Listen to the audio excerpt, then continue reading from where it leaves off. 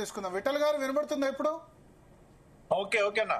రాహుల్ గాంధీ ఇవాళ తాను తప్పు చేశాను, కాంగ్రెస్ పార్టీ కాదు తాను తప్పు చేశాను, ఓబీసీ విషయంలో ఇంత ప్రాబ్లమెటిక్ గా ఉందని, బట్ తెలంగాణ క్యాస్ట్ సెన్సస్ ఏదైతే ఉందో అది ఒక రోల్ మోడల్ అని చెప్తున్నారు ఆయన.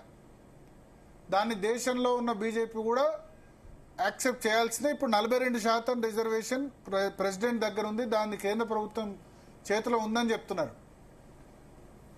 కాంగ్రెస్ పార్టీ 75 సంవత్సరాల నుంచి తప్పు చేసిన దానికి ఇవాళ రాహుల్ గాంధీ గారు ఒకవేళ తప్పు ఒప్పుకుంటే సంతోషం అన్న. స్వాతంత్రం రాకముందు ఉన్నటువంటి సర్వే, బ్రిటిష్ చేసిన సర్వే, కాంగ్రెస్ పార్టీ ఒక 65 ఏళ్ళు 70 ఏళ్ళు ఈ దేశాన్ని పరిపాలించింది. ఏ రోజు కూడా వాళ్ళ కులగణన గుర్తుకు రాలే. యూపీఏ 1 గవర్నమెంట్ లో కులగణన గుర్తుకు రాలేదు, యూపీఏ 2 గవర్నమెంట్ లో కులగణన గుర్తుకు రాలేదు. ఇవాళ బీజేపీ ప్రభుత్వం పరిపాలిస్తున్న 11 సంవత్సరాల తర్వాత ఇవాళ ఈ దేశంలో కాంగ్రెస్ పార్టీ కనుమరుగవుతుంది. ఇక దిక్కుండదు ఈ పార్టీకి, బీసీలను పట్టుకోవాలా ఓట్ల కోసం అనే ఉద్దేశంతో ఇవాళ డెఫినెట్ గా కులగణన చేసిండ్రు. అది ఎంత ఇంతకుముందు కృష్ణమోహన్ గారు చెప్పినట్టుగా ఎంత తప్పుల తడుక ఉందో మనం చూసినాం. 52% జనాభాగా ఉన్నటువంటి బీసీ 46%కు తగ్గించి ముస్లింలను తీసుకొచ్చి బీసీలో కలిపి ఇవన్నీ చేయకనే తప్పులు చేసిరు వాళ్ళు. ఇవాళ వాళ్ళని తప్పులు ఒప్పుకుంటే సంతోషమే. నేనేమంటున్నంటే ఇవాళ వాళ్ళు పంపినటువంటి ఆర్డినెన్స్ కావచ్చు కేంద్రం పరిధిలో ఉంది. మొన్న 2 రోజుల కింద గవర్నర్ గారు పంపారు, నిన్ననే పంపినట్టున్నారు. అంతకుముందు యాక్ట్ పార్లమెంట్ రాష్ట్రపతి గారి దగ్గర ఉన్నది. డెఫినెట్ గా కేంద్రం పరిశీలిస్తుంది. వీళ్ళు ముస్లిం రిజర్వేషన్స్ ముస్లింలను ఎట్లా కలిపారు, అది చట్టబద్ధమా కాదా, సుప్రీంకోర్టు జడ్జిమెంట్ ప్రకారం అది ఆమోదయోగ్యమా కాదా, అవన్నీ చర్చించుకున్న తర్వాత కేంద్ర ప్రభుత్వము డెఫినెట్ గా ఒక సమాధానం చెప్తుంది ఈ ఆర్డినెన్స్ పైన. డెఫినెట్ గా వస్తుంది ఆన్సర్. అది రాజ్యాంగ సవరణ ద్వారా న్యాయం జరగాలన్నా 9th షెడ్యూల్ పెట్టాలా లేదా ఇవన్నీ కూడా చర్చిస్తుంది. నేనేమంటున్నంటే హనుమంతన్న బీసీ నాయకుడు వాళ్ళు మాట్లాడి బయటకు వెళ్లారు. వాళ్ళు చాలా పోరాటాలు చేశారు బీసీల కోసం. ఇవాళ నేనేమంటే ఒక్కసారి భరతన్న ఒక మాట, కామారెడ్డి డిక్లరేషన్ లో ఒక 42% రిజర్వేషన్ లేదు, చాలా అంశాలు ఉన్నాయి. సరే, ఇప్పుడు 42% ఎందుకు మీరు ఆపుతున్నారు? గవర్నర్ దాన్ని కేంద్ర హోంశాఖకు పంపించారు, రాష్ట్రపతికి పంపిస్తే పెండింగ్ లో పెట్టారు, ఎందుకు ఆపుతున్నారు? మీ ప్రెసిడెంట్ చాలా క్లియర్ గా చెప్పారు, రామచంద్రరావు గారు, అది 42% సాధ్యం కాదని చెప్పారు. ఆయన అడ్వకేటే, హైదరాబాద్ లో పేరు మోసిన అడ్వకేట్. సాధ్యం కాదని మీ ప్రెసిడెంట్ చెప్పారు, మీ మీద బ్లేమ్ పడదా? ఇప్పుడు ఆపుతున్నది మీరే అని అంటారు రేవంత్ రెడ్డి కూడా. ఇప్పుడు రాహుల్ గాంధీ కూడా ట్వీట్ చేశారు ప్రెసిడెంట్ కోర్టులో ఉంది అని చెప్పి. ఇవాళ భరతన్న ఏం చేశారంటే ముస్లింస్ ని రాజ్యాంగ ప్రకారం మతపరమైన రిజర్వేషన్స్ ఆమోదయోగ్యం కాదని చాలా సందర్భంలో సుప్రీంకోర్టు జడ్జిమెంట్ ఇచ్చింది. వీళ్ళు కావాలనుకొని ముస్లిం జనాభాని 10% ఏకంగా 10% పాపులేషన్ వల్ల బీసీలలో కలిపారు. మా కృష్ణమోహన్ బీసీ ఇప్పుడు కాదు కదా, రాజశేఖర్ రెడ్డి టైంలో కలిపారు, రిజర్వేషన్ ఇంప్లిమెంట్ అవుతూ వస్తుంది, ఇప్పుడు కాదు కదా. అది 4% అమలు అవుతుందన్న. అది కాకుండా మీరు అధికారంలో ఉన్న ఆంధ్రప్రదేశ్ లో కూడా, మీరు అధికారంలో ఎన్డీఏ భాగస్వామ్య పక్షం టీడీపీ కూడా ఇంప్లిమెంట్ చేస్తుంది, దాన్ని ఏం తీసేయట్లేదు కదా. భరతన్న 4% బీసీఈ కింద సుప్రీంకోర్టులో కేసు పెండింగ్ ఉండగా అమలు చేస్తా ఉన్నారు, నేను కాదనట్లేదు.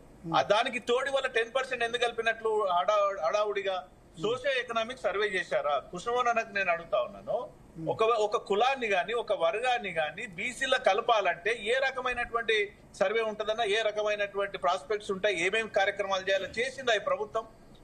ఏమీ లేదు. ఒక సర్వే వాళ్ళు చేసిన సర్వేలో 10% తీసుకొచ్చి ఇలా కలిపారు. ఆ వర్గాలని కలిపే ముందు వాళ్ళ economic backward class, socially economic backward class అనేది నిర్ధారించాల్సింది బీసీ కమిషన్. అది నిర్ధారించిందా? రేపు కోర్టులు ఇవే ప్రశ్నిస్తాయి. 10% ముస్లింస్ ని ఏ రకంగా ఏ ప్రాతిపదికన బీసీలో కలిపిరని కోర్టు అడుగుతుంది. రేపు ఏం సమాధానం ఉంటుంది వీళ్ళ దగ్గర? సమాధానం ఉండదు. అదే విధంగా దాదాపు ఆధార్ కార్డుల ప్రకారం 4 కోట్ల ఆధార్ కార్డులు ఉన్నాయి. వీళ్ళ జనాభా 3,53,00,000 వచ్చింది. మన 30-40 లక్షల జనాభా ఎక్కడ పోయింది? రేపు కోర్టు ఇది కూడా అడుగుతుంది. తెలంగాణలో ఆధార్ కార్డు 4 కోట్లు ఉంటే 3.5 లక్షల జనాభా ఎట్లా వస్తుంది? 30-40 లక్షల ఇవన్నీ కూడా కోర్టులు ప్రశ్నిస్తాయి. డెఫినెట్ గా ఇవాళ ఈ సర్వే ఇంతకుముందు ప్లానింగ్ డిపార్ట్మెంట్ ద్వారానే సర్వే జరిగింది. బీసీ కమిషన్ ద్వారా జరగాల్సిన సర్వే ప్లానింగ్ డిపార్ట్మెంట్ ద్వారా సర్వే జరిగింది. దానికి ఎక్స్పర్ట్ కమిటీ అన్నారు. ఎక్స్పర్ట్ కమిటీ ఏ రకమైనటువంటి రిపోర్ట్ ఇచ్చిందో తెలియదు. డెడికేషన్ కమిషన్ ఏ రకమైన రిపోర్ట్ ఇచ్చిందో తెలియదు. ఇప్పటి వరకు ఈ డేటాను బయట పెట్టలేదు భరతన్న. వీళ్ళు చేసిన సర్వే ఇప్పటి వరకు పబ్లిక్ డొమైన్ లో లేదు. పెట్టారు కదా, డేటా బయట పెట్టారు కదా. మొత్తం అంటే మేము మొత్తం డేటా కాకుండా ఓవరాల్ గా బీసీల సంఖ్య అయితే పెట్టారు. అప్పుడు బీఆర్ఎస్ ప్రభుత్వం అది కూడా బయట పెట్టలేదు కదా. రఫ్ పర్సెంటేజ్ పెట్టారు తప్ప టోటల్ డీటెయిల్ గ్రామాల వారీగా వీళ్ళు డేటా బయట పెట్టలేదు. ఇప్పటి వరకు కూడా పబ్లిక్ డొమైన్ లో లేదు. ఇవన్నీ కూడా రేపు కోర్టులు ప్రశ్నిస్తాయి. ఇప్పుడు కేంద్రం పరిధిలో ఇది ఉంది, వాళ్ళు ఆర్డినెన్స్ పంపారు, కేంద్రం డెఫినెట్ గా హోంశాఖ ద్వారా వాళ్ళు నిర్ణయం తీసుకుంటారు, సమాధానం చెప్తారు. అప్పటి వరకు వెయిట్ చేయాల్సిన అవసరం ఉంది. అప్పటి వరకు కామారెడ్డి డిక్లరేషన్ ఉన్నటువంటి అనేక అంశాలు ఉన్నాయి వారు అమలు చేయాల్సింది. బీసీ సప్లాన్ కావచ్చు, నామినేటెడ్ పోస్టులు కావచ్చు, బడ్జెట్ ప్రొవిజన్ కావచ్చు. అంతెందుకన్నా సింపుల్ గా చెప్తున్నాను, క్యాబినెట్ లో ఇదే 42% తీసుకుంటే క్యాబినెట్ లో 7 నుంచి 8 మంత్రి పదవులు ఉండాలి. 3 మాత్రమే ఉన్నారు. ఇంకా 4 మంత్రి పదవులు ఇవ్వమని చెప్పండి. ఒక బలమైనటువంటి యాదవ్ కమ్యూనిటీకి రాష్ట్ర చరిత్రలో మొట్టమొదటిసారి ప్రాతినిధ్యం లేదు. ఇంకో కాపు కమ్యూనిటీకి ప్రాతినిధ్యం లేదు. ఎంబీసీలకు దాదాపు మోస్ట్ బ్యాక్వర్డ్ ఏరియా ఉన్నటువంటి వాళ్ళకు ప్రాతినిధ్యం లేదు. అవన్నీ వీళ్ళ చేతుల పనులు కదా.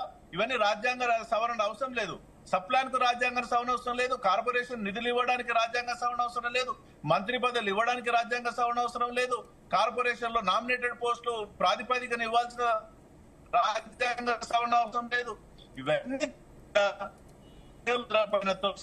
బీజేపీ అడ్డుపడుతుందని నెపని చెప్పేసి ఈ టెక్నికాలిటీస్ మీద కోర్టులో నిలబడిన అంశాన్ని ఇవాళ భారతీయ జనతా పార్టీని బదలాం చేసే ఒక కార్యక్రమం కాంగ్రెస్ పార్టీ చూస్తుంది. అది ప్రజలు గమనిస్తా ఉన్నారు, మా పార్టీ కూడా గమనిస్తా ఉంది. ఎవరి చిత్తశుద్ధి అనేది ప్రజలకు తెలుసు బాగా. ఓకే ఒకలా ఉన్నాగా ఏం చేసి ఉండాలి